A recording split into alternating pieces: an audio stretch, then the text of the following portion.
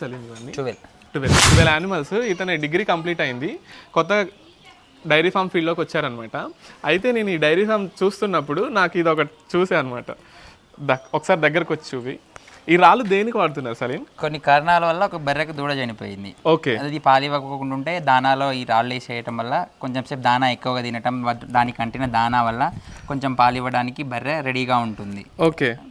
అంటే పాలు తీసే మనిషిని పొడవకోకుండా ఎగరకోకుండా అది అనేది కొంచెం సేపు వాటికున్న దానా వల్ల కొంచెం సేపు అవి నాకుతూ పాలు ఇస్తుంది రెడీగా కరెక్ట్గా.